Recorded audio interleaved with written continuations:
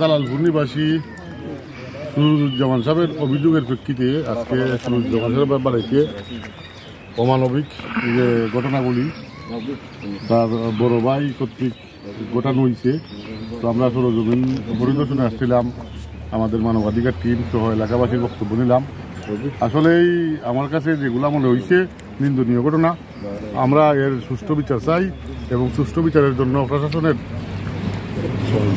সহযোগিতা কামনা করতেছি। সম্মানিত উপস্থিতি, আসসালামু আলাইকুম ওয়া রাহমাতুল্লাহি ওয়া বারাকাতুহু। ওয়া কুল জাআল হক ওয়া জাকাল বাতিল ইন্নাল বাতিলা কানা জাহুকা। সত্য অবশ্যই আল্লাহর পক্ষ থেকে প্রতিষ্ঠিত হবে, মিথ্যা দূরীভূত হবে। তো গত 2-3 দিন আগে সার্ক মানবাধিকার ফাউন্ডেশনও শিল্পাঞ্চল শাখা হবিগঞ্জ জগন্নাথপুর উপজেলার 9 নম্বর ফালগাঁও ইউনিয়নের জালালপুর গ্রামের জনাব সুরুজ্জামান সাহেব একটা অভিযোগ করছেন। আর অভিযোগের প্রেক্ষিতে আমরা তাদের বাড়িতে আইছি। তো এখানে ইয়া জানতাম পারলাম তারার আফন মারফেটের ভাই আব্দুল হান্নান লন্ডনী সাহেব নোটিশ পাওয়ার পরেও তাই বিদ্যাঙ্গুল দেখাইয়া মানে অবস্থা থাকি যা বুঝলাম আর কি, সেগুলো তাইন বা গ্রামের মানুষ বা পঞ্চায়েত সহ আত্মীয় স্বজন কিছু সংখ্যক অসাধু লুকরে নিয়া থানের ফেসিবাদী শক্তি প্রয়োগ করা, যেটা অমানবিক। আইয়ামে জাহিলিয়াতের যুগেও এটা আশা করা গেছে না, এখনও এইগুলা বিদ্যমান আছে।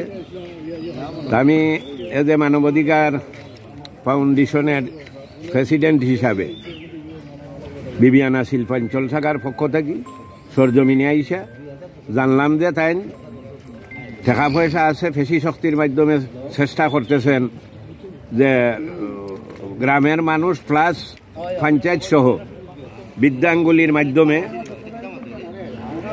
জগন্নাথপুর থানায় একটা অভিযোগ দায়ের করছেন। আমার জানা মতে ওসি সাহেব স্বর্ণপদপ্রাপ্ত রুহুল আমিন সাহেব খুবই ভালো মানুষ। তো আমি সাথে সাথে এখানে সরজমিন থেকে ওনার সাথে টেলিফোনে কথা কইছি। ইনশাআল্লাহুল আজিজ এবং ন্যায় বিচার যাতে প্রতিষ্ঠিত হয়, আমি মানবাধিকার প্লাস জালালপুর আবাল বৃদ্ধ বনিতার পক্ষ থেকে আমি অনুরোধ জানাইছি। উনিও একজন বিচক্ষণ মানুষ, ন্যায় বিচারক। আশা করি ইনশাআল্লাহুল আজিজ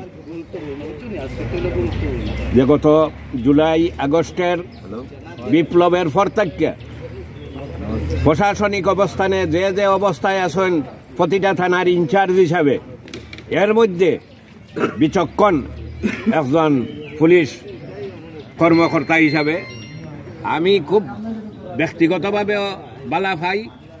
এবং যাতে আজকে সম্ভবত এখানে উভয় পক্ষ যাইবা, ওসি সাহেবরে যেহেতু আমি নিজে কথা কইছি, টেলিফোনে আলাপ করছি, এখান থেকে আশা করি ইনশাআল্লাহুল আজিজ ন্যায় বিচার প্রতিষ্ঠা হবে।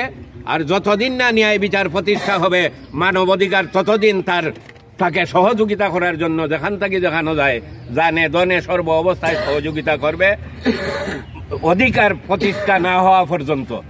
এই বলিয়াই আমি সকলের কাছে কাকুতি বিনতি, অনুনয় বিনয়, শান্তি শৃঙ্খলা যাতে বিঘ্নিত না হয়, আইন শৃঙ্খলা যাতে বিঘ্নিত না হয়। যে মুহূর্তে দেখবা এই ধরনের সিচুয়েশন আমরা স্মরণ করবা, আমরা যথাসময়ে ইয়া মুখ করবো। কেউ যাতে অন্যায় অত্যাচার অবিচার আচরণ না করতে পারে সে ব্যবস্থা আমরা ইনশাআল্লাহ করব, এতে কোনো সন্দেহ নাই। আসসালামু আলাইকুম ওয়া রাহমাতুল্লাহ।